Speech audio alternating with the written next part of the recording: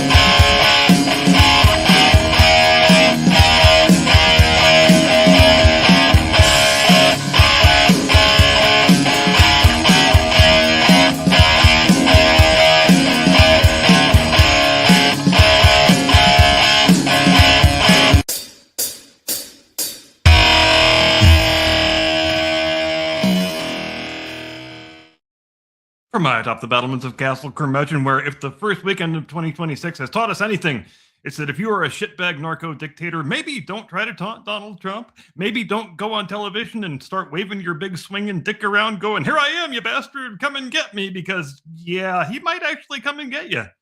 And not in the abstract either, not diplomatically, not with a sharply worded letter from the State Department written by somebody who majored in intersectional conflict resolution. He may actually come and get you. You know how Theodore Roosevelt famously said, "Walk softly and carry a big stick"? Trump walks around loudly and carries a freaking sledgehammer. And if you dare him to swing it in your direction, there is a significantly non-zero chance that he's going to take you up on the offer. And now, having dispensed with that longest of all parentheticals in the history of the universe, good evening, Mr. and Mrs. America, and all ships at sea. Welcome to the year's first edition of the Blast Radius. Glad to have you with us tonight. And as you may have noticed over this past weekend, perhaps while you were recovering from whatever bad life decisions you made on Friday night, the United States conducted a military operation in which Senor Maduro of Venezuela was plucked out of what he thought was a secure location in Caracas, bundled into an American airplane, and before he could say, "Go to hell, you imperialist Yankee bastards," he was on his way to New York City to face justice in a U.S. courtroom, which is a hell of a way to start out the new year, I think. Most of us begin January by vowing to drink less and maybe do a bit of jogging. Some other people begin it by being extraordinarily renditioned and having their picture taken in earmuffs and blackout goggles. But hey, you do you, bro. It's not this reporter's place to judge another man's resolutions. And most impressively, most importantly of all, this very sophisticated, very complex operation was successfully carried off without the loss of any American lives or vehicles or materiel, except for one wounded airplane that is expected to make a full recovery, which is no small thing and deserves to be said out loud, preferably before anyone on Twitter decides to pretend they were opposed to success on principle. Now, before anybody starts hyperventilating and pearl clutching, and as much as I hate to paraphrase Barack Obama, let me be very clear. The host is not here to adjudicate the morality or the legality or the long-term wisdom of the Venezuela operation, because that way lies madness and congressional hearings and cable news panels where everyone looks, with all due respect to Edward II, like they have just had a red hot poker shoved up their bottom hole. That is not analysis. That is ritual humiliation performed for advertising revenue. The thing that does interest me, however, and it's a thing that should interest all connoisseurs of historical perspective, is the fact that whenever the United States conducts military interventions in Latin America, we tend to behave like this is a brand new idea we just came up with while we were in the shower, like we just leaned back against the tile, stared down at the grout, and said, wait a second, what if we just went in there and fixed the thing? So with that in mind, tonight we submit for your consideration the following Field Guide to American Military Adventures in Latin America, so that when this happens again, and make no mistake, it will happen again, you will at least recognize that this verse of the song rhymes with the last verse. Think of it as a guided tour from the Monroe Doctrine to the Woodrow Doctrine to the Ronroe Doctrine to the newly proclaimed Donroe Doctrine, which is a lot like the previous doctrines, but with substantially more gold leaf trim. Rule number 1, this time we have a plan. We open with Panama, 1989, Operation Just Cause, which right away, the name alone tells you that we were feeling pretty damn good about ourselves. Although some people preferred to call it Operation Pineapple Face, and that's a whole separate issue that involves helmets and camera angles and Clearasil. This was the prototypical late Cold War model of foreign intervention. We have clear objectives. We are bringing overwhelming force to bear. The target nation contains one extremely removable dictator who stands accused by the United States courts of all manner of very dastardly crimes. This is the intervention PowerPoint. This is the one where every bullet point lines up cleanly and nobody has to ask what the hell phase 4 means. And to be fair, tactically speaking, it worked. Noriega was removed. The regime did collapse. The mission was declared a resounding success. And it even enabled Mark Milley to have a couple of actual combat service ribbons among that big, ridiculous collection of fruit salad participation awards that he wears on his jacket. But even here, you see the pattern. Massive force, urban chaos, civilian disruption, and the dawning realization that so-called clean interventions still leave you with a mess that you have to live with. And they oftentimes don't change the long-term status quo all that much in the country that you say you are trying to liberate. Panama is when America says, we are the adults in the room, and we know exactly what we are doing. And history replies, that is absolutely adorable, you sweet summer child. Rule number 2, we're just here for a minute. We move next to Grenada, 1983, Operation Urgent Fury. A much sexier name than Operation Just Cause, it has to be said. Very Top Gun, very cocaine adjacent. This is intervention as a speed run. No pun intended. An island nation smaller than most U.S. counties with fewer residents than an average Costco on a Sunday afternoon invaded to rescue a few dozen medical students and ostensibly to prevent the emergence of a Marxist government that might potentially someday exist if we leave it unattended. And besides, if you go into your doctor's office and see a diploma on the wall from the Medical University of Grenada, are you going to be filled with an abundance of confidence? Let me answer that for you. No, you are not. This is preemptive intervention based entirely on the fear of regretting not intervening later, which is the foreign policy equivalent of buying a gun because you had a weird dream, which the host has never done before, allegedly. It was also the animating cause of one of history's most awkward telephone calls of the second half of the 21st century between the Prime Minister of the United Kingdom and the President of the United States. Hello, Ronnie. Maggie here. Well, hi, Maggie. How are you today? Very well, thanks for asking. But I say, Ronnie, I couldn't help noticing you seem to have invaded one of our former colonies. Now look, Maggie, I think you're a real fine gal, and I was totally rooting for you guys last year when you played Argentina, but I couldn't say that out loud at the time, you understand. Well, yes, Ronnie, that's all well and good, you see, and I do appreciate the sentiment. I just would have liked the courtesy of a phone call before you lot went barging into our sphere of influence. You see, I know we don't have an actual empire anymore, but lots of people over here would very much like to pretend that we still do, and I'm afraid this has caused some rather hurt feelings. Maggie, I get where you're coming from, I really do, but as the leader of the free world, I just can't tolerate communism here in the Americas, even if it is just hypothetical communism. What kind of a Cold Warrior would I be if I did that? Oh, all right, Ronnie, I'm willing to let this go, but you do understand I'll have to lodge a very strongly worded diplomatic protest just in order to save face, but it's nothing personal, you see.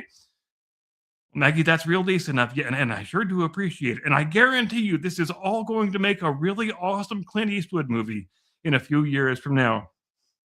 Oh, that does sound nice. I trust you'll take me and Dennis to the premiere when it comes out. Well, not only will I do that, Maggie, but I will even do a Clint Eastwood impersonation for you right now here on the telephone. Oh, Ronnie, that would be such a delight. All right, Maggie, here goes. My name is Gunnery Sergeant Thomas Highway, and I've drunk more beer, pissed more blood, banged more quiff, and kicked more ass than all you numbnuts put together. Oh, thank you, Ronnie. That was such a treat. Okay, Maggie, you take care now. Bye. This was also the one where different branches of the U.S. military couldn't communicate with each other because their radios didn't work together, which feels less like trivia and, frankly, more like allegory. Grenada is what happens when Cold War anxiety meets logistical reality. We did win, but we also learned that even when you massively outgun your opponent, bureaucracy still gets a vote. And bureaucracy, as ever, tends to vote present. Rule number 3, something bad could happen. But then there's the Dominican Republic in 1965. A civil war breaks out, as civil wars sometimes do, and somebody somewhere might be a communist. And goddamn it, we just can't have that. Suddenly, 22,000 American troops are deployed to make sure ideology never even gets comfortable. You might call this an intervention driven entirely by vibes, not by evidence, not by any favorable outcome that seems achievable or even foreseeable, just a deep institutional feeling of, well, by God, I don't like the look of that. I don't like it very much at all. And naturally, LBJ was holding a little shrieking beagle puppy up by the ears while he was saying that, just to complete the mental image for you. This is the foreign policy equivalent of calling the fire department because the toaster made a noise that you didn't like. Sure, something could have gone wrong, but now something most definitely has. Rule number 4, we will leave once things settle down. If you really want the origin story, you have to go back to the Banana Wars, Nicaragua, Haiti, Honduras, a series of conflicts that were bookended by the Spanish-American War and the institution of something that we very quaintly named the Good Neighbor Policy in 1934. This is where the United States perfected the concept of the temporary military presence that lasts so long it starts receiving mail. We arrive to stabilize the situation, we reorganize the power structure, and then we say we are leaving just as soon as things settle down, which history translates as just go ahead and cancel everything you had on your calendar. This is also where Latin America learned to recognize the sound of good intentions arriving by boat. Rule number 5, we will know success when we see it. And floating over all of this like a sepia-toned fever dream is the punitive expedition of 1916. General Pershing chasing Pancho Villa into Mexico with cavalry optimism and absolutely no exit strategy. Lieutenant George Patton, having just led history's inaugural motorized assault, returning to camp with the carcasses of 3 enemy combatants strapped to the hood of his Dodge touring car like so much venison.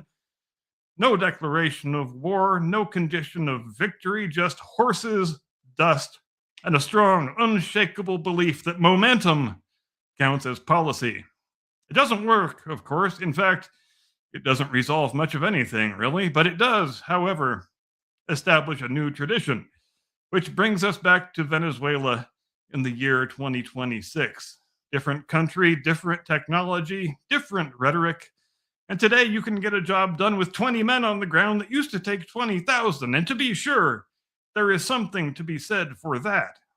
But the underlying belief remains largely unchanged, that we can intervene surgically in a complex political ecosystem without knocking over any of the furniture.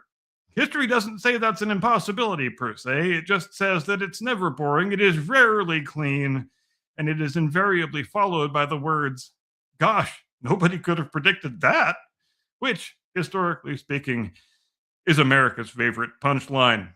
And with that, ladies and gentlemen, here ends your field guide to American military adventures in Latin America, and I now transmit you into the brawny but strangely comforting arms of my distinguished colleague, your illustrious co-host, the one and only, your friend and mine, Mr. Caucasian Sasquatch.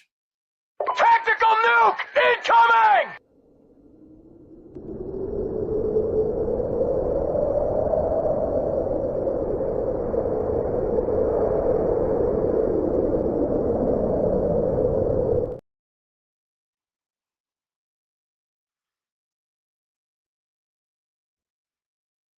Fucking amateur hour in this place.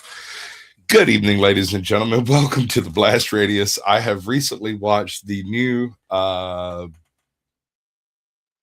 Naked Gun movie, and I'm going to wax philosophical about that thing for a minute because it's got both good and bad issues. Some issues can be good, that is true.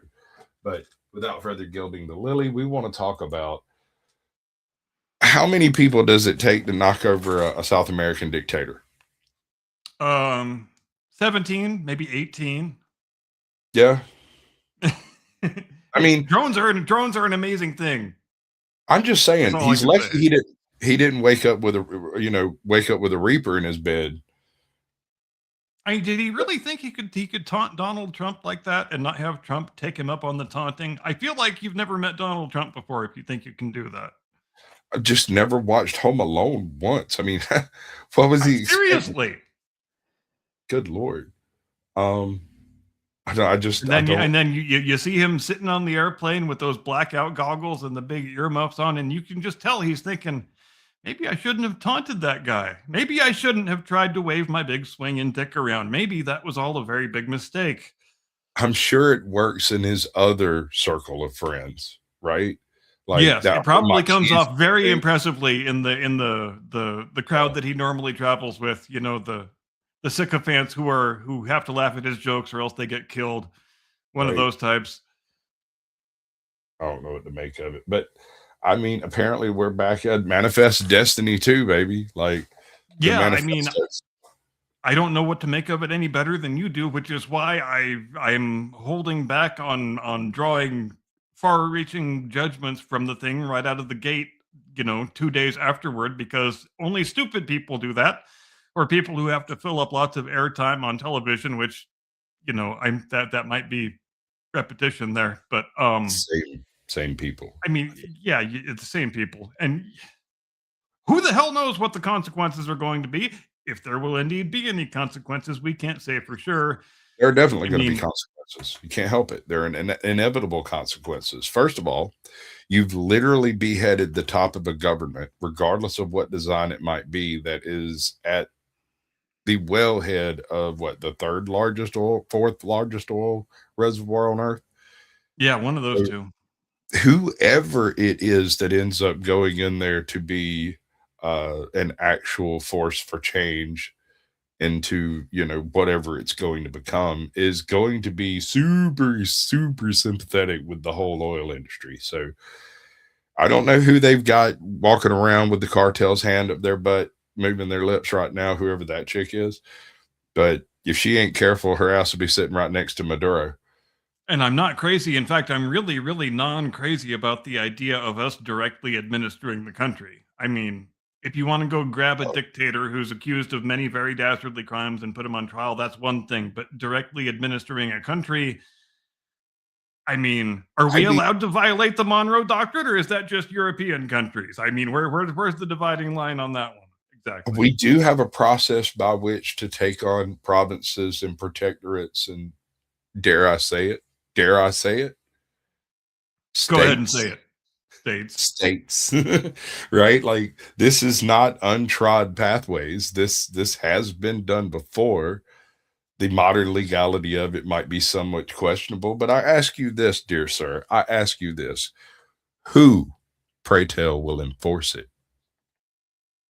Yes. And well, I guess you run into the same kind of problem you ran into with denazification in Germany, because if you go around getting rid of all the people who were associated with the previous regime, suddenly you wind up with a new problem of we don't have anybody that knows how to do anything. So, and that's always the big stumbling block anytime you try to affect regime change in foreign countries. And we were just talking about backstage before the show that it would have been interesting to see if the First World War hadn't interrupted the punitive expedition when we were, just barely a year into it in 1917, how we would have handled that problem in Mexico. Because if the First World War doesn't intervene and we complete that operation, then we would have wound up, wouldn't we, with something, a pretty similar kind of problem, that we would have thrown out the Mexican regime and then figured out what the hell to replace it with, and had to militarily occupy the place for a good number of years, it would seem to me. So that might be a good bit of a fun little avenue of hypothetical alternate history if we wanted to go down one of those roads. We might do that a little later. But just, I'm gonna say this, and it might be a hot take, but I think turning Panama over to Panama was a bad move. Always It has was a been. bad move. It was a terrible move. That's not a hot take. That's just a true thing. Okay. And I think turning any socialist dictatorship over to a new socialist dictator is probably a bad move. Yes. And if there is a plan to avoid doing that, I hope there is, but I have yet to see it. So here we are, apparently in the dawning days of a puppet vassal state in the South American continent. Like, we've got a beachhead. Now what? We do. We do have a We got foothold and a Deepwater Harbor, beachhead bro. now. That's a Yeah. deep water harbor. We're good. Yep. That's good. we can send some shit in there, bro. Oh yeah. I mean, if we wanted to fully exploit it and occupy it and not be pretending that weren't occupying it, then yeah, that opens up a whole wide variety of ranges of options, and which makes me wonder to what extent this is directed at China and the inroads that China has been attempting to make in South America in the last 5 or 10 years, because I think that certainly is one of the chess pieces on the board currently. Don't you agree? I think this is more to do with China and Taiwan than it does really with Venezuela. Because You may let's be not be honest, wrong. Yeah. one of the things China's been doing, or at least allegedly been doing, is utilizing various South American entry points to the US in order to get their precursor chemicals for fentanyl inside. Yep. And I don't care if folks agree that that's what's happening or not. It is. That's one of the things that the cartels are utilizing as their monetary source for all of the cool toys they've got. If America deals with Venezuela in a quick, rapid, succinct manner and then basically pulls out. You remember I said when the Ukrainian thing started up, I was like, we need to watch Taiwan, because as soon as we're not on point with Taiwan, China's just going to scoop that sucker up, right? And if we're not there, if there's nobody there to stop it, there's nothing going to stop that. And I Yeah. figured If, when if, the if Ukraine nobody's stuff- minding the store because you're looking over the other way, then yeah. so I figured when the Ukraine set off and there was increasing involvement taking place, that there would reach a tipping point, and suddenly you'd wake up one morning and Taiwan would be China. Suddenly, right? Even And though I'm I still don't think that operation would be as easy as China might like to imagine it will be, but we've had that conversation before. Oh no, that's a totally different conversation, because it's not so much about boots on the ground as the quality of intel available. Yeah, Right. precisely. I mean, you're not going to make that invasion without Taiwan being well aware that it's taking place, like long before it actually happens. And also they have had 75 years now in which to build all of the infrastructure and make all of the associated arrangements that might be required in order to wage a hell of a long and a hell of a bloody guerrilla war if You there ever is seen an a attempted takeover. you ever seen a topographical map of Taiwan? Oh yeah, It's not going yep, to be fun, dude. That is not going to be fun at all. cool. That's like trying to take Switzerland, but hot And and muggy. and there is always the possibility that it winds up being such a shit show and such a bottomless pit of blood and treasure that it winds up destabilizing the Chinese regime back on the mainland. And I think that has to worry the hell out of them. If it didn't worry the hell out of them, they would have made the attempt long before now. They wouldn't have been sitting around thinking about it for 75 years, but that's just my thinking. Um, and then again, there is that whole royal family question. Uh, what would happen if the Communist Party were to be destabilized and toppled in mainland China? I think there's going to be a lot of royal family questions over the last 3/4 of this century, frankly, and we've kind of had that conversation before too. I think I think the story of the 21st century after it's over may well be that the as the 20th century saw a drift. The first part of the 20th century saw a drastic shift away from monarchy and toward non-monarchical forms of government. I think the 21st century might see that trend reverse to some extent. And I think it might happen in Europe and Asia alike. And China is one of the places where it could happen, as you just mentioned. I'm not disagreeing, on its surface. I'm just saying that in the event, hypothetically speaking, say something sets off in Mongolia that distracts China just a little bit and befuddles any reaction to Taiwan. The two combined events topple the monetary system they've been kind of sitting on the top of, which, by the way, has been kind of eroded by the tariffs and stuff. Like that shit's really wearing on them. Oh, yeah. Yep. Poof, the tipping points hit. The next thing you know, you got a bunch of rebellions popping off all over China. It goes absolutely hell in a bucket. And they're given basically two options. We can, and what sets all of this off is an attempt to invade Taiwan, right? Yeah. That As we know, I often, sorry, go ahead.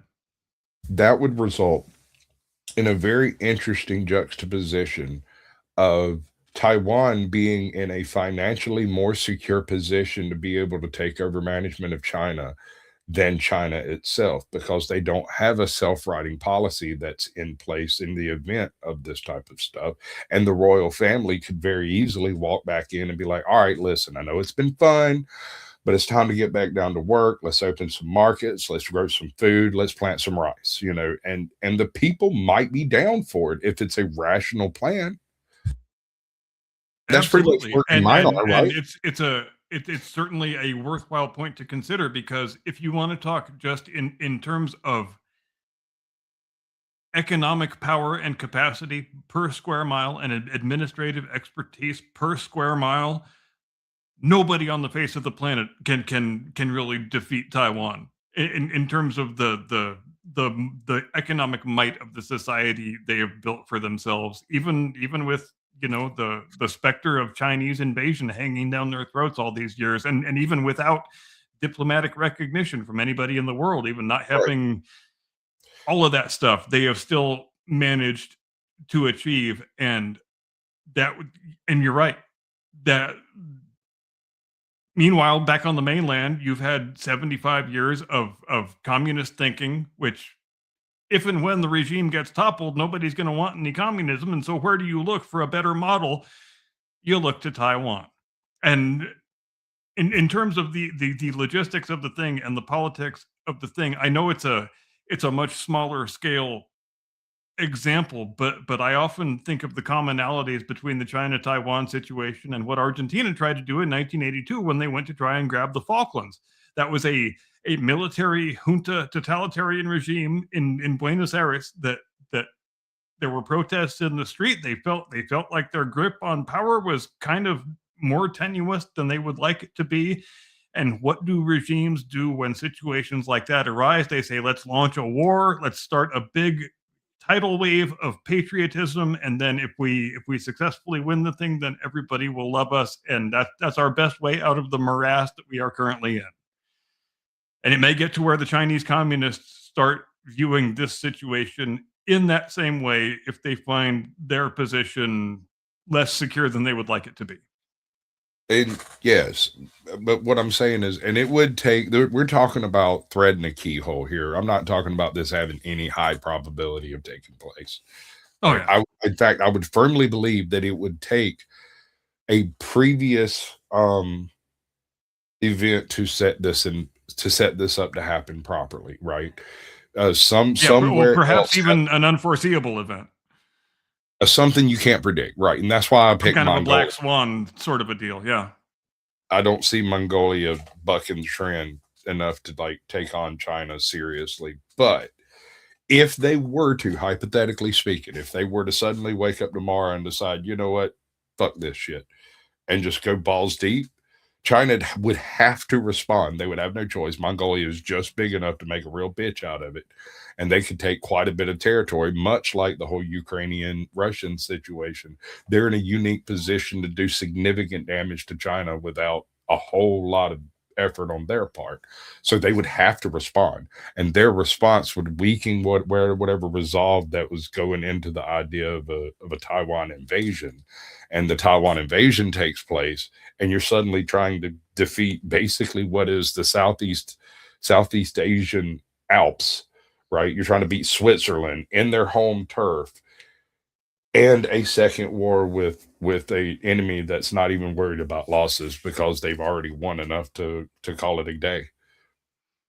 Right, and they've had many decades in which to prepare for the exact thing you're attempting to do. Right.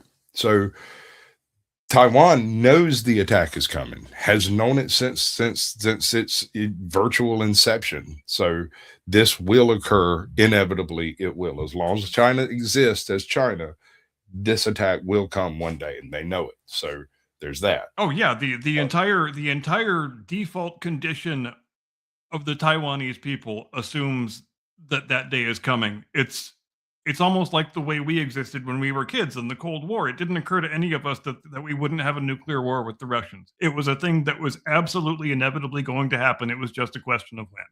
And this is even more assured than we thought that was. Right. So this is actually in writing, basically, from China, who's been threatening to do it for the past 70 years. Yeah. Like, threatening to do it tomorrow, for 70 years. So like, we might be. Oh, yeah, they don't even look at how pissed off they get whenever anybody even uses a turn of phrase that suggests that China and Taiwan are separate political entities. Look what happened to freaking John Cena when he did that. He had to make a freaking hostage video. Exactly. On national television. Jesus. I know. Hey, dude, just shake yourself. Maybe don't do that in the first place, and you won't have to apologize for it 5 years later. I'm just saying. I'm distantly related to James Hetfield from Metallica, actually. So okay, that makes sense. Oh yeah, we got to do a thing. I'm distantly related to Frodo Baggins. Oh, you go, girl. I hear you, them little fuzzy-footed fuckers. We got Elijah Scotty Wood Waddles. is actually like a fifth cousin of mine, I believe. Scotty Waddles in the chat, dropping blessings on all of us, sent me money. Scotty Waddles is an absolute legend. We love Scotty Waddles. Scotty Waddles is why we do this program, ladies and gentlemen. Absolutely. This one's for you, buddy. Nice. Nice. Very nice. Thank you, sir. Let's pivot a little bit here. Okay. We're at the 30-minute mark. We're a little past, but have you had a chance to watch the new Naked Gun? I have not. My kids tried to get me to watch it, and they did not succeed, so I still haven't seen it. All right. So it is what happens when you have kids who grow up watching a series, just like the original Naked Gun series of shows, not shows, movies, right? The 3 movies, or 3, right? Well, it actually originated as a very short-lived TV series called Police Squad. Hold on, let me finish. Okay, go ahead. we'll go into the history of it in a second. Originally, there was a series. It was all slapsticky and silly, but it was kind of serious at the same time, and it mocked all of the cop shows of the day. And then it became a movie franchise. The movie franchise was written by a group of people who watched the original series, grew up, and became writers, and was like, I want to write something like that. And a bunch of people got in the room and tried to one up everybody on how silly they could be. This current rendition of The Naked Gun is what happens when the people who watch the Naked Gun movies and have no clue the source material of the original series go, okay, but this time we're going to do it funnier, right? And some of it is hilarious. Some of it is it's so on the nose in some cases that you don't know if it's woke or being ironically woke or just mocking wokeness. It's hilarious. And that's a difficult one. And I also just can't get my head around the Liam Neeson thing. Granted, there's not really any actor in the current landscape today who is the same thing that Leslie Nielsen was when the original Police Squad series came out and the original Naked Gun movies, because he spent an entire career building a niche for himself as an actor that made the parody in that show and those movies as funny as it was. And if you were talking about understanding the source material, and if you aren't familiar and you haven't seen all those disaster movies that Leslie Nielsen was in the early and mid and late 70s, pretty much throughout the entire 70s, he was one of the busiest actors in all disaster movies, then you can't fully grasp why The Naked Gun was so funny, because he was a dead serious disaster movie actor who never cracked a joke in his entire life, and that is what made The Naked Gun so funny. I don't think Liam Neeson is positioned in anything resembling that same kind of a way where the deadpan can come off as well as it did 35 years ago. And I don't disagree with you, but let's say hypothetically, you're in Hollywood, someone tosses you a script for a new Naked Gun movie, and you're like, bullshit, no way that's going to happen. And they say, well, we've got Liam Neeson signed. You'd pick it up, take another look at it, go look at his actual, now, okay, right. And you're absolutely correct. Liam Neeson is not a fit classically for this role, but he pulls it off as well as a great actor will. If you get what I'm saying, he's a great actor. You got to admit, he delivers his line with salt and pepper and spice on him, right? It's all of the stupid stuff that you love about Police Squad. And sometimes it goes so far overboard as to intentionally jump the shark on screen and then walk right back into being a normal police show again. And do you remember the scene where he's standing in front of the fireworks factory and everything's exploding and going off, and he's like, there's nothing to see here? I've used that scene half a dozen times in my videos. Yeah. This movie is that scene all over. Everywhere, every bit of it. You know the scene in Airplane where they've got the woman's freaking out and everybody's taking turns slapping her around and trying to knock some sense into her. They form a line with chains and whips and shit around the corner. It's like that. But I'm glad you brought up Airplane, because that is a larger scale example of the exact same thing we're talking about. Because in addition to Leslie Nielsen, who was also in Airplane, obviously, you had Peter Graves, Robert Stack. That entire movie was full of guys whose whole reputation as actors at the time the original Airplane came out was as dead serious disaster movie actors who do not do any form of comedy, much less slapstick parody comedy. And that's why Airplane is funny, because these actors were giving you the exact last thing that you expect from those actors at that point in history, and that's why it works so well. And surely you can't be serious. Surely you can't be serious. And I absolutely can picture the thing you're talking about, where the next generation comes along and they say, well, look, Airplane was hilarious. The Naked Gun was hilarious, but they don't fully grasp why it was hilarious because they haven't seen the source material of the source material, if you get my drift. Right. No, I get it. I get what you're saying. It's very much the same situation we end up with the what was it? The new Fantastic Four movie and the new Superman film. They both fall into the same hole of not truly understanding the source material that they understand the source material they used, but not the source material that was used to make the material they used. And so it's like a really crappy game of telephone. Exactly. And you never get the impression watching so-called comic book movies from the current decade that makes you think that the people who made this movie actually read comic books when they were growing up, because they totally didn't.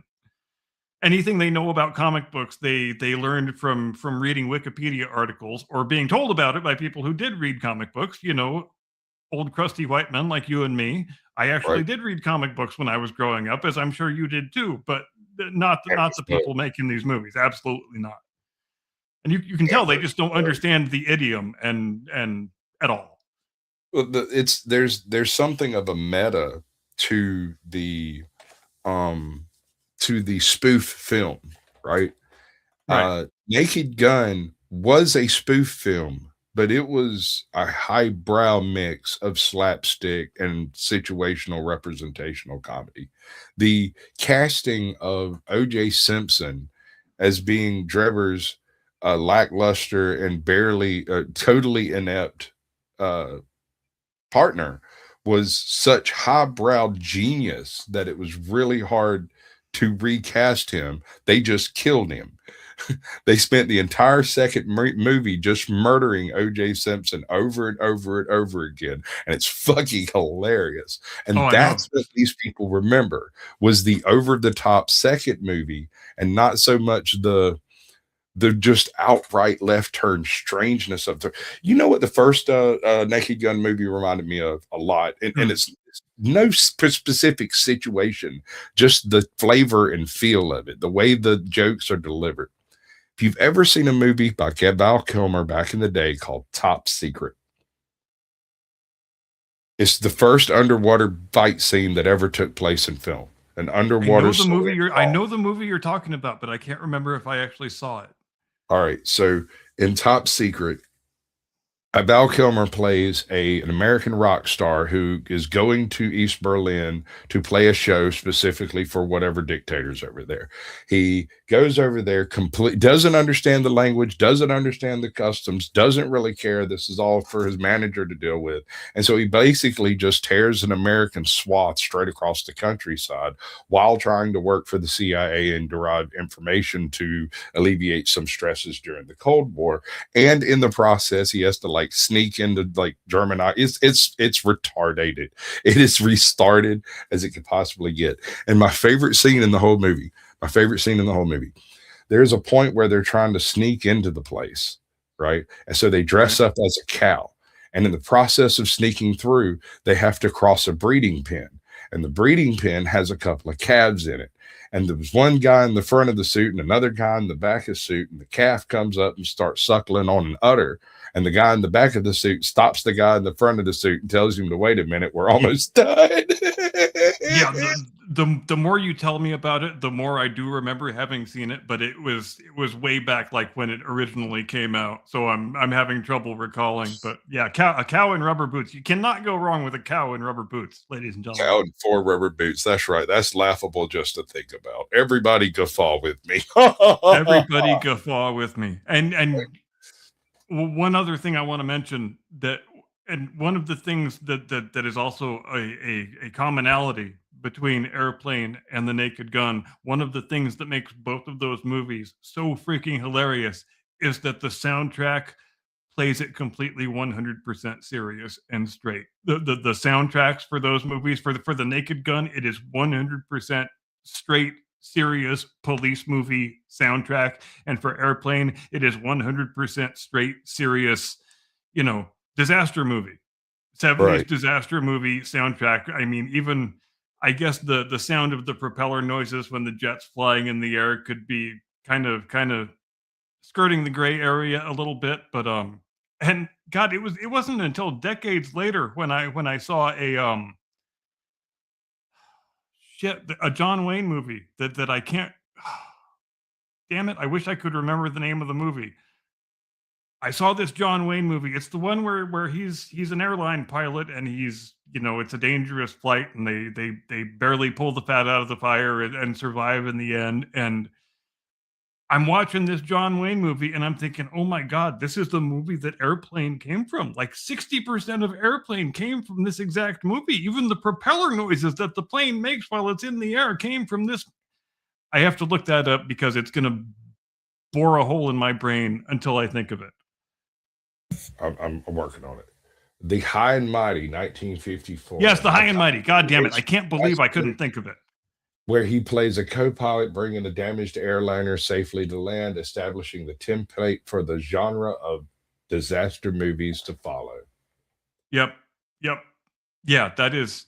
And you're right. That was a direct inspiration, one of a dozen direct inspirations for Airplane. Yeah. I do have one complaint. I don't have a problem with Liam Neeson playing the role, especially given that he committed to the bit so freaking hard. Is he playing Detective Frank Drebin, or is it a differently named character? Son. It's his son. Okay. His alcoholic, deadbeat, absolutely useless son who can't really do anything right, just like Frank Drebin. There's this great scene where he gets a self-driving car, and so he gets in the car at one point. You remember Drebin's driving, right? Mm-hmm. He literally plowed over everything. There was not a fruit stand safe anywhere in the greater LA area. Well, yeah, and also the scene that culminates in the exploding fireworks factory. The earlier part of that scene is he hijacks a driver training car to chase the criminals, and there's like a 16-year-old girl with braces who's at the wheel that whole time, and that's part of what makes the scene hilarious. So in this one, he's given a self-driving car by their analog of Elon Musk, right? Mm-hmm. And so when he decides to use it, and I don't know why this made me laugh so hard. My wife didn't seem to get it. I had to stop the movie so I could laugh this one off.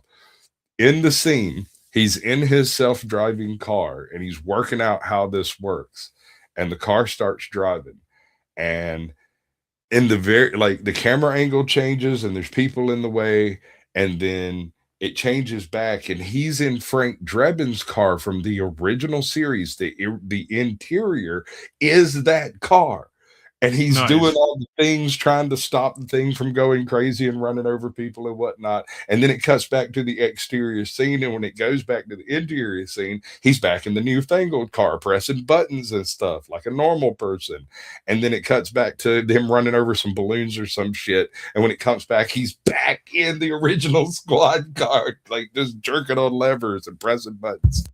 And you know what that reminds me of? It reminds me of that gag they pulled with the car driving scene in Airplane, where they were making fun of the way they used rear projection for car driving scenes back in the 50s and 60s, and how ridiculously implausible it looked. And there's just all kinds of random shit going on in the background, and the characters are just driving the car and having their normal little conversation. And God, that was so good. God, that was so good. And I don't want to build it up so much that you find it negative when you watch it, but I just want to make it clear. The woke aspects of this movie are blended into the irony and satire so well that you leave watching it wondering exactly what side of the aisle these people walked on. It's obvious who they're catering to. You can tell who they're pandering to, but at the same time, it's wrong, bro. It's all done wrong, so wrong that it's laughable, and that's hilarious. There's a scene with Liam Neeson in a dress, but it's not a dress like John Cena. It's not a dress like it is literally an Asian schoolgirl's dress for an Asian schoolgirl and sized for that schoolgirl. It is not a pretty picture. It's not. No one would see that and be like, "Yeah, I'm gonna go put on a dress today." They'd be like, "Yeah, maybe not." And it's a whole new. Go ahead. Cherry panties. That's all I'm gonna say. Cherry Oh, and print. it's a whole sort of new and different mode of movie criticism that you have to do in the current decade when you're trying to decide, are they actually being woke, or are they mocking wokesterism? It was kind of the same question I often found myself asking during the Barbie movie, and I don't know if anybody else had the same experience with the Barbie movie. Like some of this wokesterism is so completely absurdly on the nose that I have to wonder if it's actually a subtle subversive criticism and condemnation of wokesterism. And I still don't know one way or the other. I can't say. So there's a point about 3/4 through the movie, and you'll know it when you get there, where things just become a psychotic fever dream of absolute madness. And I don't think anyone's going to take the end of this movie even remotely seriously. Uh, my wife stopped watching the last 15 minutes because things had gotten to a point of absurdity that she just couldn't, like, she couldn't continue. She like got up, went and made a cup of coffee, like she had forgotten she was watching a movie. Ironically woke, says Queenbird. I don't know though. I'm gonna watch it again tomorrow, and I'll have a better grasp on it. I wasn't even expecting to watch it today. I just woke up and was like, maybe You know, he's funny. I find it kind of surprising. I've found it surprising for a number of years now that you remember the whole franchise and the whole phenomenon of you know, genre parodies, scary movie, this movie, that Right, movie, that nobody has still made woke movie. And there is such fertile ground for making woke movie, and nobody has made it yet. Probably because the not wokesters wrong. don't want to be made fun of, but and maybe the decade just needs to run out more of its course before Hollywood is ready to get to that point. But there is so much fertile ground there to be cultivated that I can't believe that no studio has yet taken the chance, because if that movie was made and if it was good, it would do bushels of business. I'm telling you right now. Right. I firmly believe you're telling the truth. And I firmly believe that movie has been written and is sitting on somebody's desk in Hollywood. They're sweating over it like every other night. They've Yeah. started gambling and drinking at the bar again because they have it. They know it's I mean, there. yeah, And you may not be too far off. There yeah, might be a number of different scripts circulating for it, but everybody is just too terrified to you know that's another good to point. I don't think this is one script. I think this is another case of multiple scripts getting jumbled together. Like they had several people pitch a new franchise for Naked Gun, and instead of taking any particular subject matter specifically, the MacGuffin in this is literally called the PLOT device.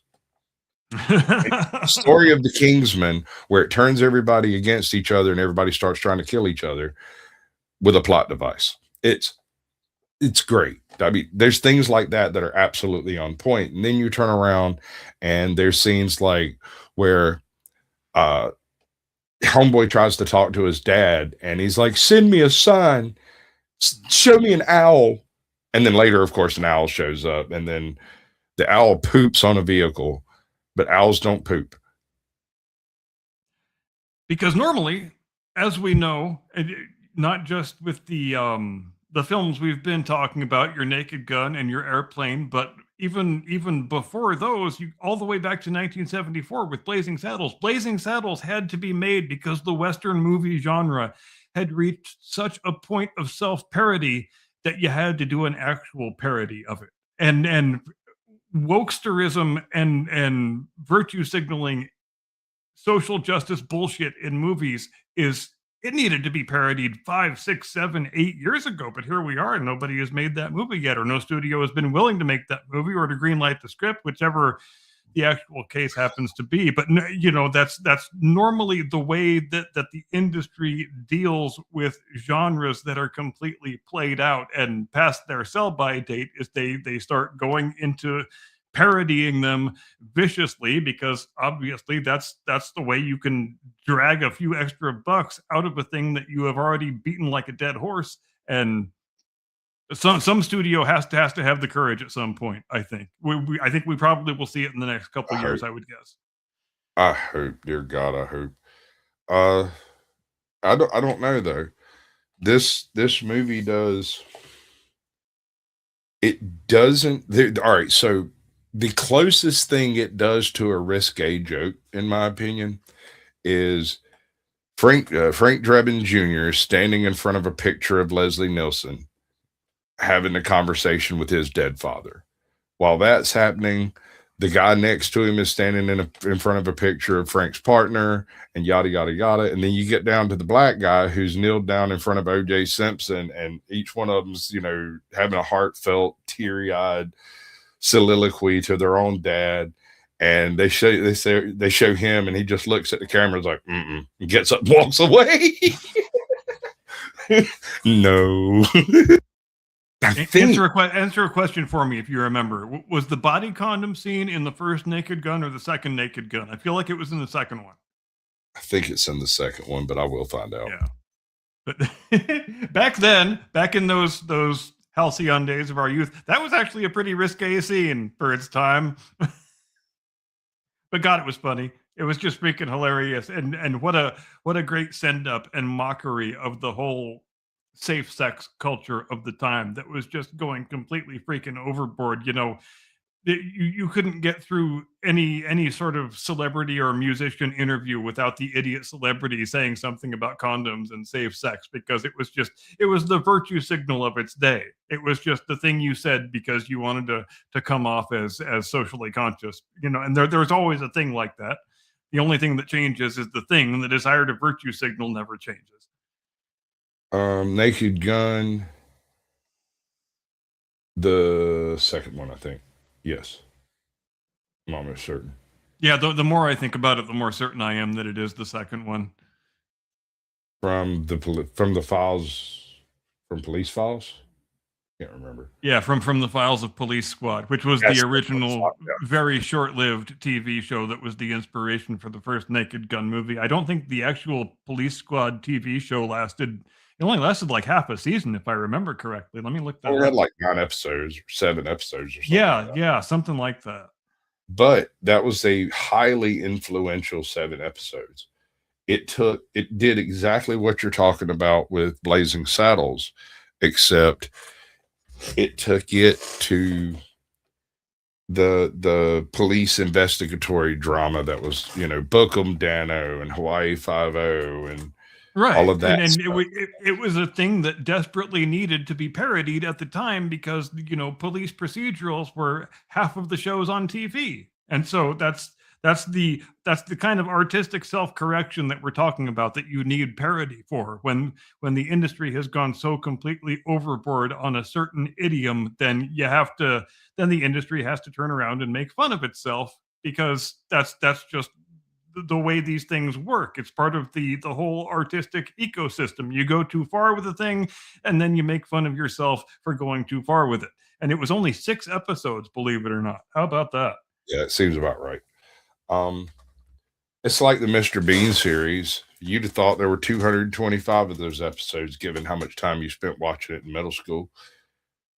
Oh, I know. It's a remarkable point that you bring up, that some of the most influential TV shows are the shortest lived, that failed the hardest in the ratings. And the first show that comes to mind when I say that is Firefly.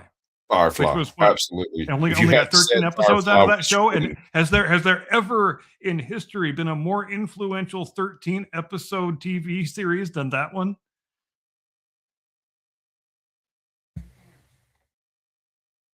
No. I don't think so either.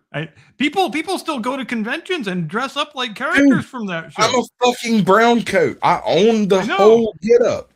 Like the whole thing. I've got everything but a fucking spaceship.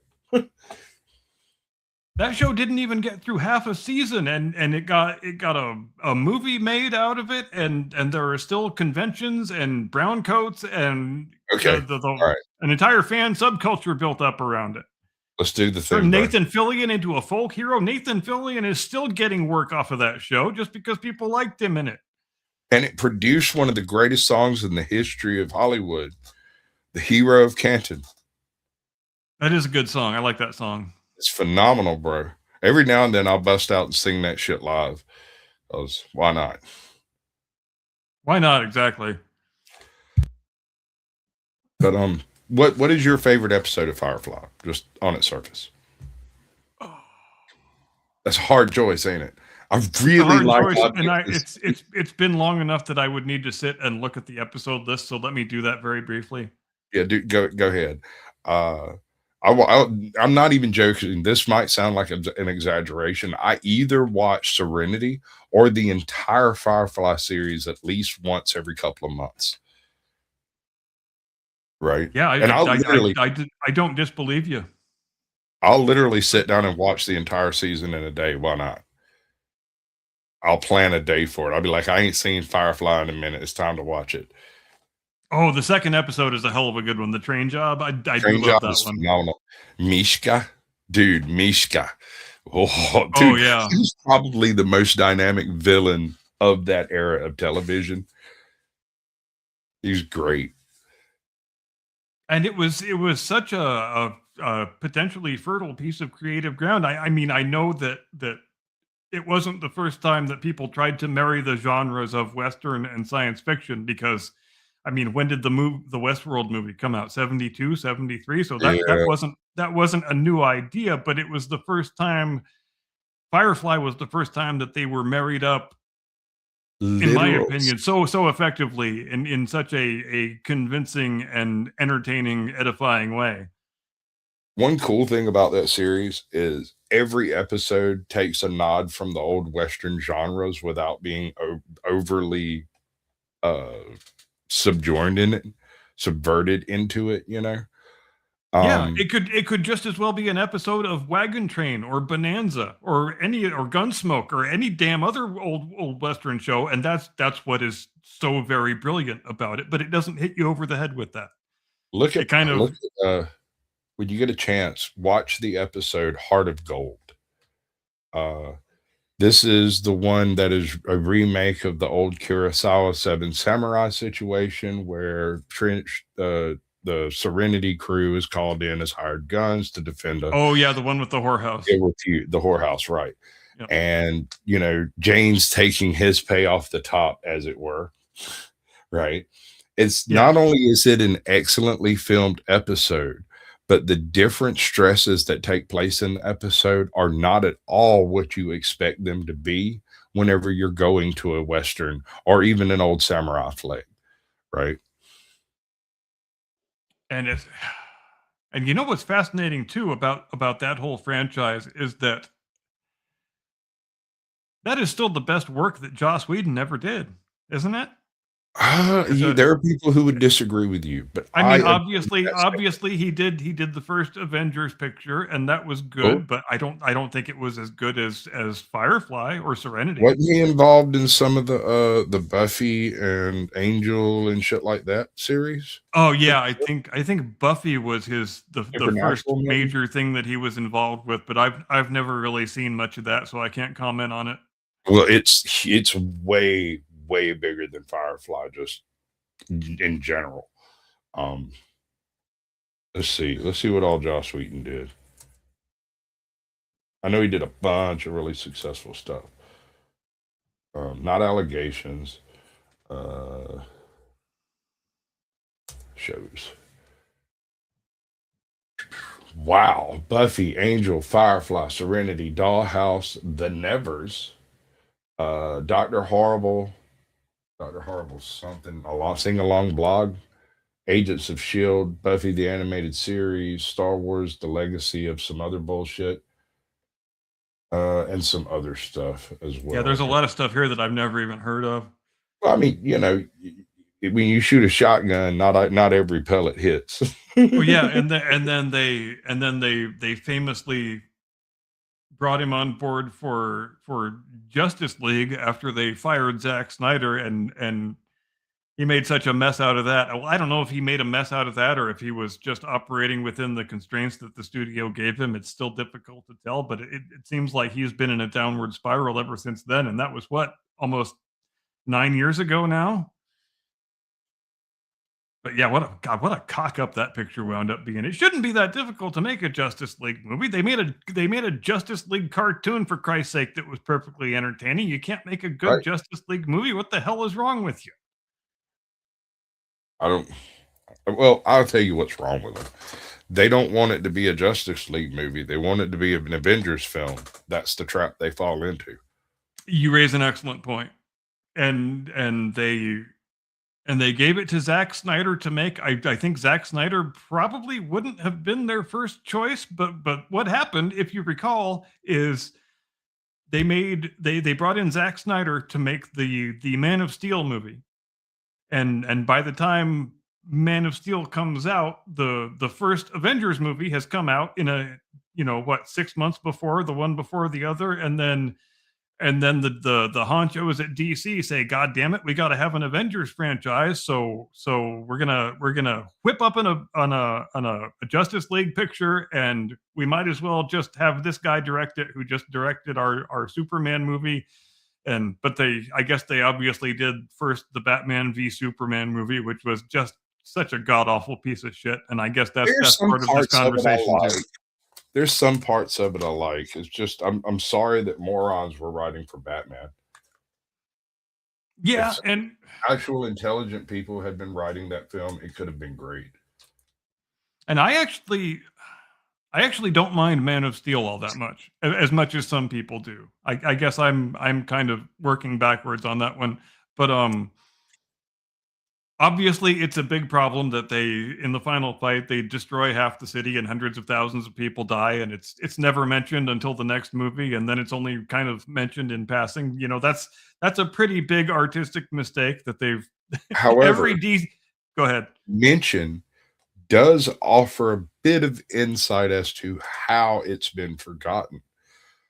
Bruce Wayne stepped in and volunteered to finance the rehabilitation of all the neighborhoods damaged by the Batman Superman fight. And then Lex Luthor stepped in to try to outflex Bruce Wayne and was basically attempting to out-donate the Wayne estate. And so I could kind of see where the city might just forget that 9/11 happened because two guys had a dick measuring contest for a chick. Yeah, and that whole haphazard sort of the half decade they spent and the billions and billions of dollars they spent on production, and it was all just an exercise in trying to catch up with Marvel, trying to capture what Marvel had done with the first Avengers movie, directed by Joss Whedon, which is exactly why when they had to get rid of Zack Snyder during the Justice League picture, they said, "I know what'll fix it. We'll just bring in the guy who did the Avengers picture," which is one of the most wrong-headed decisions really in the history of the motion picture business when you get right down to it, because Joss Whedon is not a guy you can bring in to finish a Zack Snyder movie. Zack Snyder is very grimdark, very slow motion, like practically every shot in freaking slow motion with Zack Snyder, and very washed out color palette, lots of blacks and grays, and then you bring in Joss Whedon and you hand him these reels and you say, "Just make this look like the Avengers, will you?" I've just realized Zack Snyder was entirely responsible for the communist propaganda film of Rebel Moon and Scargiver. Oh yeah, which we talked about at some length on this program. Right, because that thing is absolutely coal-fired spaceships, bro.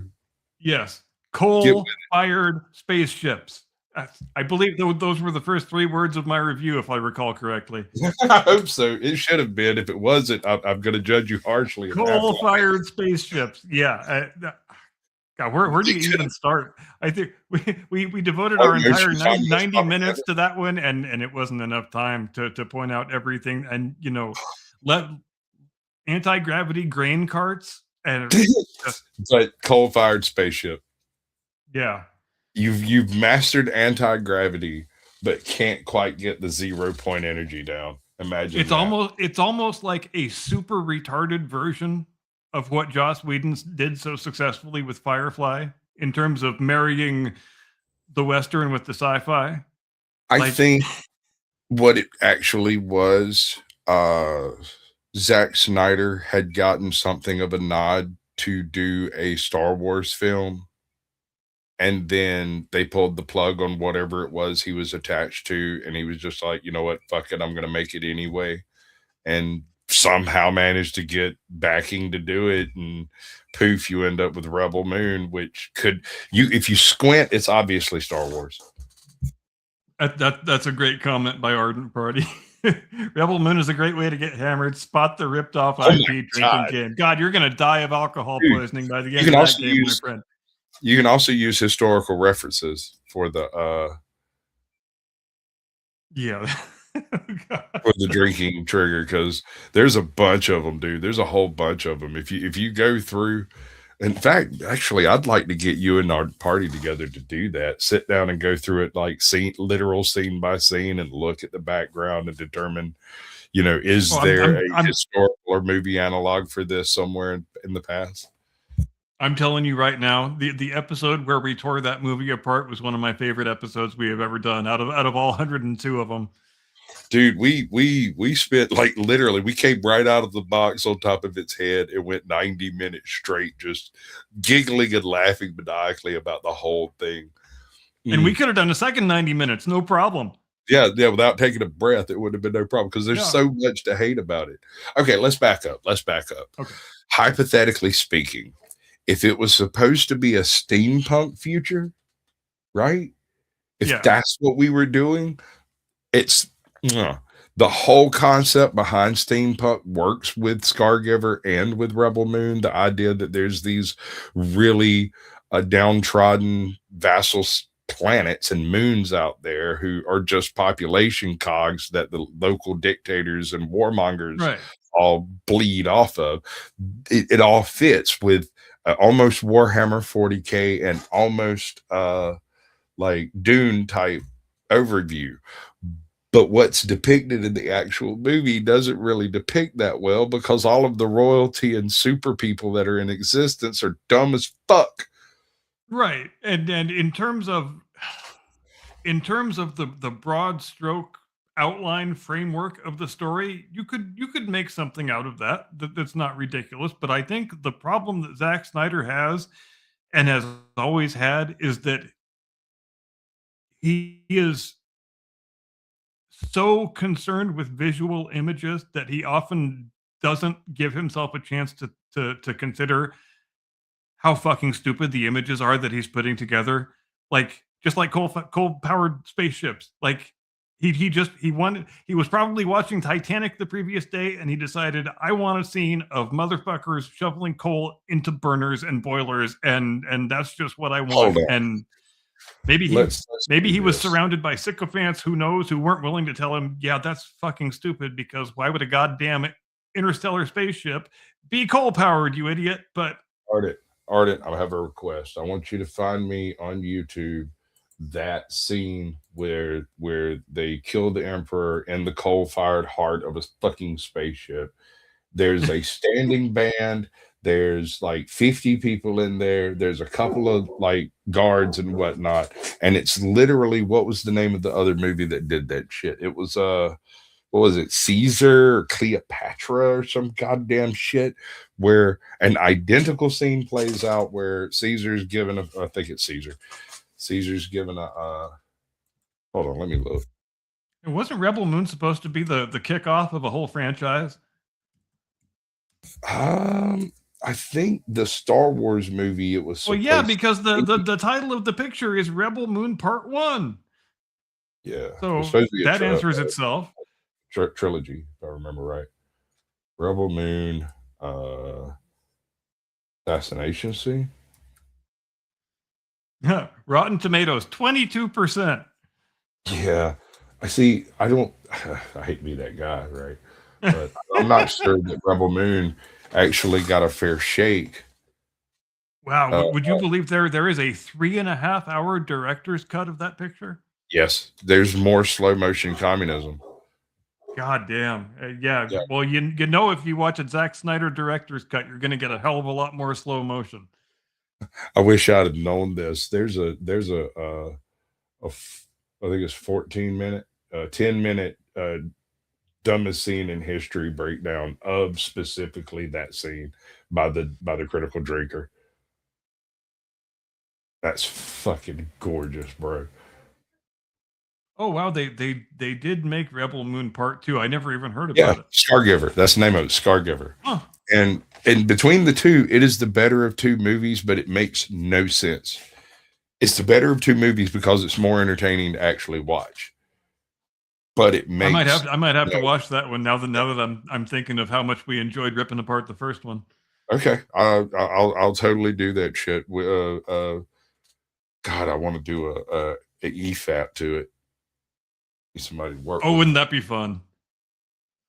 Like just you watch it independent, then me watch it independent, and then us sit down together and like just fucking get shit faced and cream it. I've got a motif, a method. I call it just add film, and we use YouTube accessible material in order to EFAP the movies so that you can literally drop a link to the version of the movie we're watching, and we don't pause it. We just talk over the damn thing all the way through it, right? Yeah, it's probably the safest way to do it. And then when we actually upload it, it's uploaded mostly intentionally as an audio file so that you can watch the same movie we're watching with us and hear us bullshitting about the scenes as we go through it. But you can't hear the movie in our recordings, right? Right. And the overlay would be literal still frames of the movie scenes we're bitching about. And we're the bargain basement copyright abiding version of Mystery Science Theater 3000, and doesn't that sound fun? No, it's even better, dude, because the fact is that if we set it up this way, the people who decide to do this, right, it's just add movie. It's not that we're sitting there in front of the screen. You put the movie on, stick an earbud in. It's you independently put the movie on and then you play the commentary along with it. And yeah, I've seen those kind of videos. Some of those videos are really quite fun. They are. And I think Ardit would be a really good third for that. The only problem with that is we all have to bite our fucking tongues because we all hate everything equally. So we can't just hate every single scene. Although we could literally EFAP it and give like 3 minutes commentary to each scene. Yeah, and anyway, that's a lot. And that's a difficult task for me with Zack Snyder because oh my god, let's just say I'm not the biggest Zack Snyder fan in the world. No, I will EFAP the either Serenity or all of Firefly. We can watch Firefly 4 times tonight, and I will sit through the whole thing like it was the first time I watched it. I love that series. The movie's not quite as good, but it does a much better job at explaining the universe than the series does. But the series doesn't require that you understand the universe to accept what's going on. And that was actually one of the things that I rather liked about the series is they don't hit you over the head with the exposition. You kind of have to infer things as you go along. And that's kind of the way I prefer. I think it's a more immersive fictional universe experience when you have to infer things and they don't just give you a big freaking exposition dump right at the start of the picture. But you know, maybe that's just me and I'm a weirdo. They just do it in a really clever fashion. At the very beginning, they say the Earth was used up, so we found a bunch of other Earths. Oh yeah, in the movie they do obviously, but in the series they don't. In the series they make you infer things. Do. If you go watch the very first one, the intro is a bunch of music, and then right before the actual episode starts up, it's Mal, and I think it's the only time that he actually does the intro reading until you get to like Objects in Space, maybe. And he's like, Earth was used up. Mankind went out, found more Earths. We colonized the universe. And those that have decided to take under control those that don't. And we didn't like it that much. So here we are, us and our bitty little spaceship against the whole universe. And then you hear Chinese slang. Right. And they do. There's so much subtext to that whole thing. The episodes themselves are extremely well put together, and I could sit and glow about fucking Firefly for a week straight. I'm not even joking. I can go to bed tonight, wake up in the morning, and pick right up where I left off on how great it is. Well, yeah, it is that great, and it's amazing that some of the things that are the best and the greatest are the shortest lived, and the ones that don't even survive their first season or even half a season, really, because wasn't Firefly a late season replacement, and then it didn't get picked up for a full season, and that's how it ended. Firefly, dude, it had an absolute nightmare of a show run because it was initially picked up for like right after the prime time slot, got transferred to like 10:30 or 10:05. Then it got transferred to like a midnight showing. And by the time you get around to Objects, I don't even think Objects of Space was ever actually released until after it went to DVD. But Heart of Gold was the finale. And a good it was one. on Objects in Space are awesome. It was on Fox, and it obviously was a late season replacement because the run dates are September 20th to December 20th, 2002. Right. I'm over here dying. Oh, yeah, I can barely breathe. Should we call the ambulance? Maybe the ambulance.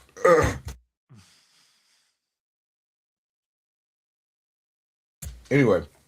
I'm going to look up the time slot history. Yeah, it's horrible. I can't remember exactly what it was, but it came out in a good solid time slot. I remember because I watched the first 2 episodes, and then it left, and I missed an episode, which was not the train job. It also didn't come out in the right order initially. Oh yeah, that's right. And that's pretty much every obstacle you can throw at a show to make sure it doesn't gain any traction. Move the time slot around. Don't release it in the right order. It's kind of the same thing they did with Star Trek. The only reason Star Trek lasted for 3 years was because people wrote so many letters to the damn network. Well, it never got terribly good ratings. The train job was a really weird episode in that show because the train job was supposed to be the pilot. And then yes, I remember decided they didn't want the train job as the pilot. And so while they were filming the train job, they stopped filming the train job and filmed the second episode, which I can't remember the title of that one. And went back and finished. Sorry, what? It says here they started it at 8 o'clock Friday, then 9 o'clock Friday, then 10 o'clock Friday. And that's a lot of time slot shifts over 13 episodes. Right. And then after the 10 o'clock swap, it got transferred to a different network, and it went to like 11 or some shit like that. It went later. It became, I remember because when Heart of Gold was released, I stayed up to watch it. It was an absolute knockdown drag out with my parents that I was going to stay up and watch that film because it's awesome. It's kind of amazing that it managed to attract enough fans during that short, very, very multiple time slot run that the studio decided it was a good idea to make a movie out of it. And I'm kind of surprised the movie ever got greenlit. The movie happened 10 years later, bro. Yeah, I know. There are 10 years between the end of Firefly and I I used to email I can't remember who it was, but I used to email the copyright owners regularly demanding they finish Firefly, that they reboot it, recast it, reshoot it, make a movie, whatever. And when they made the movie, I stopped. I'm looking up to see how good a business the movie did. Where's Bob? It was kind of an in-house sort of thing. I don't know. I don't even know if it went in theaters exactly. It says here, despite high anticipation, Serenity performed poorly at the box office. Although several pundits predicted a #1 opening, the film opened at #2 in the United States, taking in $10.1 million on its first weekend, spending 2 weeks in the top 10, and closed on 17 November 2005 with a domestic box office gross of $25.5 million. Movie industry analyst describes Serenity's box office performance as like a below average genre picture. But then, wouldn't you expect something like that? I mean, it was a 13 episode series, for Christ's sake. Yeah. Although you got it. Wow, it's got a huge number on Rotten Tomatoes, 82%. How about that? Everybody loves Firefly. This Serenity. is Serenity I'm talking about. And I stand by the idea that had you changed a single cast character of the ship, it would not have worked. It would have been an absolute disaster. No one would have bought it. The fact that the entire crew came back together to film that film is absolutely miraculous. And they still, if I'm not mistaken, get together for all the conventions and stuff too, don't they? Yeah, no. There's a yearly Browncoats convention, and some of the which is writers, amazing in itself. like I said, I'm a Browncoat, bro. Like I've literally got the gear. Listen. Let me tell you how much of a horrible fan I am. In one of the episodes, Inara utilizes a laser beam pistol to take someone hostage for a few minutes, and I have the make and model of firearm that laser pistol is actually based off of. Same year, same make, same model. It's like all I need is 2 pieces of plastic and some bullshit to make it look just like the one in the damn movie. You know, the only thing that show is missing is coal power, frankly. Yeah, I mean, actually, no, because when you go to the Hero of Canton, they're using coal power to operate all of the kilns that are drying out the mud from the mudders. But not on the goddamn spaceship. Not on the goddamn, that is true. Jane, the man they call Jane. Oh. Get me liquored up one night, I'll sing it to you. Oh, I bet you will. Actually, you'll sing. I've done it on stage a couple of times. Like, I bet you'll sing it like an absolute angel. Not quite, because I get to giggling about halfway through, because they tell the story accurately, right? What happened? What they don't mention is the fact that ship got hit, and the reason he threw the money out was because he was losing fuel and wasn't going to make orbit. It's kind of surprising that they've never done anything else with that franchise, since it's so widely beloved and has, you know, such staying power over the course of, what's it been, nearly 25 years now? Actually, there's a few things out there if you're willing to read through some less than stellar writing in comic books. There's a little bit of a series based around the not the captain, but the black chick. She goes forward basically as a captain of her own vessel.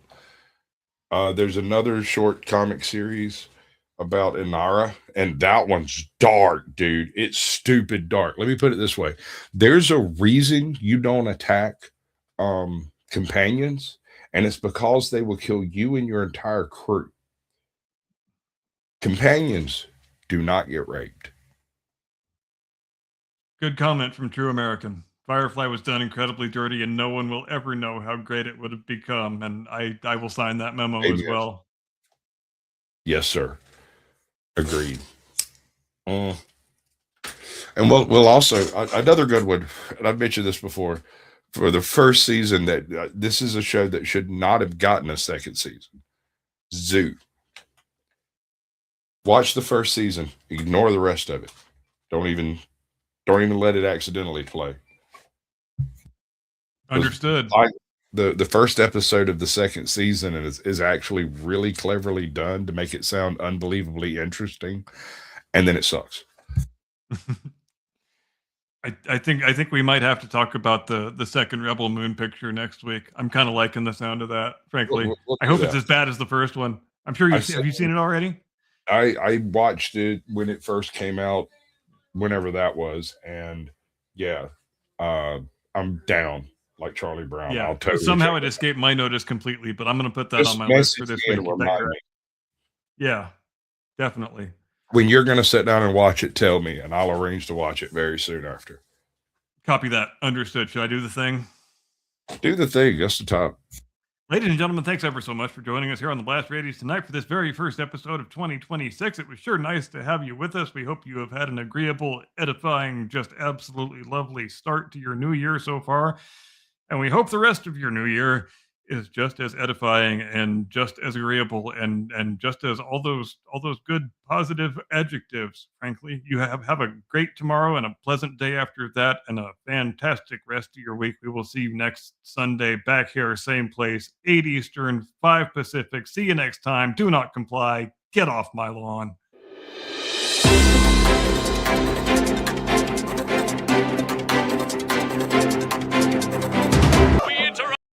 Give me the money. Give me the money.